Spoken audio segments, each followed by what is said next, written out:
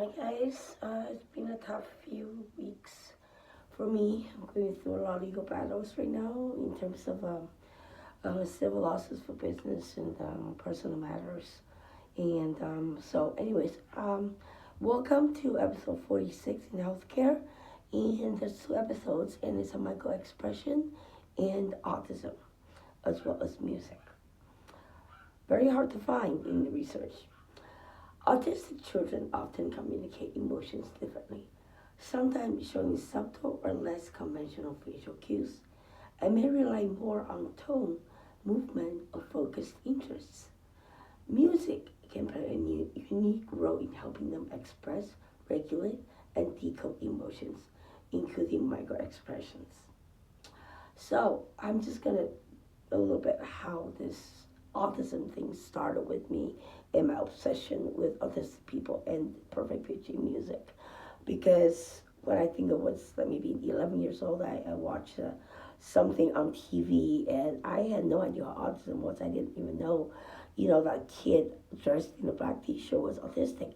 I had no idea what autism was. And then, the mother and the counselor are at the back saying, well, why isn't the kid talking? Like how can we get the kid to talk? And the kid would just sit down and started playing music so beautifully. But the parents and the counselor or the school counselor doesn't even pay attention to that. And that is what triggered me and my interest. So, anyways, that's just a little background. All right, so why music is effective for emotional expression in autism? It engages nonverbal communication channels who may find facial expression or spoken language challenging. Music provides an easier channel for emotional output. Second, reduces the cognitive and social load. Music creates structured predictability, rhythm, and repetition, which can reduce anxiety and open a child to emotional exploration. Third, it enhances emotional resonance. Children with autism may not be automatically read emotional cues, but music can amplify or label feelings in a way that is easier to sense and respond to. All right, moving on to the next topic, how music influences microexpression. Well, microexpression in layman's term is a rapid involuntary facial movement that shows true emotions, about 1 to 5 to 1 to 50th of the second. In autistic children, microexpressions may be less frequent, less intense, delayed, or expressed in unique patterns. Music can increase the spontaneous microexpressions, allowing people or outsiders, such as parents or counselors, specialists, psychiatrists, to understand them better through music. Provide emotional prompts, support recognition of others' facial cues. Musical games paired with faces, such as gamification, can also support learning emotional coding. Next topic, we move on to music and microexpression example. Let's say scenario 1, rhythmic drumming. Children drums fast, shows microexpressions of excitement.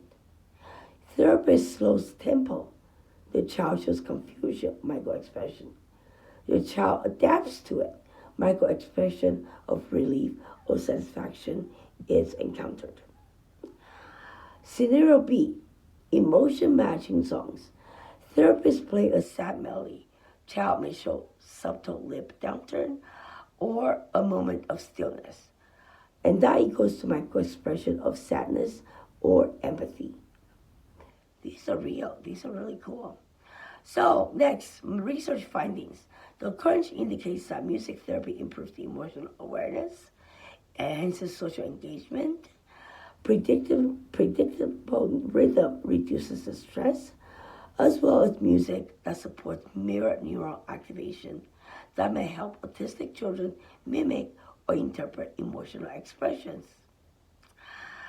Lastly, practical application for parents, teachers, and therapists are definitely would be useful if microexpression apps or technologies are incorporated to help them understand autistic kids better. Next, we'll work on episode 2 or part 2 of autism, microexpression, and music. Thank you for listening. Good night.